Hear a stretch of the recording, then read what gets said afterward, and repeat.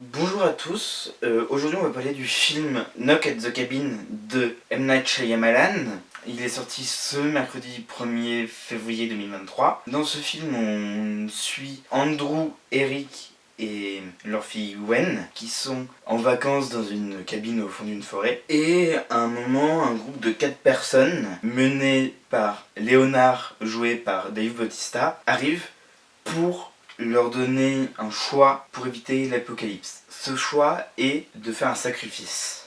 Ce que je trouve très intéressant dans ce film, c'est la réalisation globale du film. Comme beaucoup de films de M. Night Shyamalan, c'est assez lent quand même. Ça prend bien son temps, tout le début sur la nature, etc. Ça prend son temps. Beaucoup de plans longs, même si c'est souvent assez lent, ça a quand même un certain rythme. On voit bien l'évolution des personnages. Ce qui est intéressant, c'est que le personnage, c'est Andrew, si je ne me trompe pas. Pour le coup, ce personnage-là, au bout d'un moment, il commence à croire ce que disent les 4 personnages. Et le personnage d'Eric, du coup, lui, doute vraiment plus de ce que disent le groupe de Dave Bautista. Et entre, on a le personnage de Wen, qui pour le coup est une enfant. Enfin, elle croit et en même temps elle a peur et en même temps elle veut être réconfortée et du coup ça crée quand même un lien entre ces deux pères. Déjà on a le personnage de Rupert Grint qui meurt assez tôt dans le film.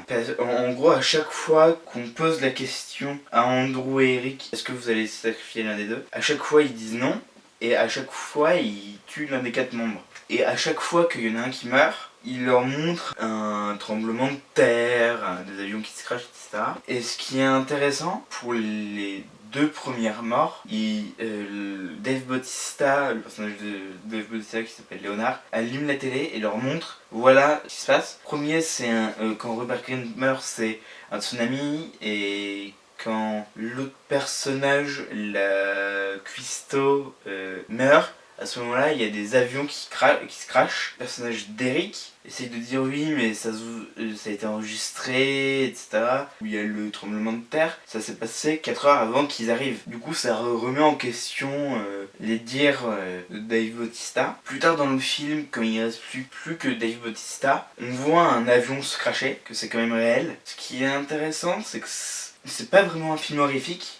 C'est, comme je l'ai dit, c'est plus un thriller, dans le sens où les personnages, où il y a plus ce côté tension. C'est un film à suspense, vraiment, où on ne sait pas ce que peuvent faire les personnages. Ils ont tous l'air normaux. Le personnage de Dave Bautista, on pourrait penser que c'est un personnage un peu violent, pas du tout. Il fait de la violence, mais parce qu'il considère que c'est justifié par ce qu'il pense. Mais sinon, ça se voit que c'est un personnage gentil. Il y a une infirmière, une chef cuisinière, et le personnage de Dave Bautista, il est éducateur. Ce qui est intéressant, c'est ce côté rapport à la fin du monde, où en gros si les personnages ne font pas ce sacrifice, bah ce sera la fin du monde. Et au fur et à mesure on se rend compte que ce qu'il disait c'est vrai, parce que les 3 premiers c'était des événements assez lointains, mais à la fin du film, quand Dave Bautista se suicide, on voit que c'est réellement réel, que tout ce qui se passe, ça se passe aussi à l'endroit où il sent, permet de montrer un peu ce côté réel de ce qu'il disait. Du coup la réalisation de ce film est plutôt lente, elle permet de bien montrer la tension, le stress des personnages, et même dans des scènes d'action, ça prend quand même son temps, mais parce que ça permet de montrer ce côté de bah c'est bientôt la fin du monde en fait. Du coup c'est quand même relativement intéressant. La musique de ce film, je dirais pas angoissante, mais c'est à la limite de l'angoisse. Elle permet de bien se rendre compte de ce qui se passe. Et donc ça permet d'être dans le même esprit des personnages. Je vous le conseille, allez le voir, il est sorti là, ce mercredi, il est dans plein de cinémas. Allez le voir. À la prochaine.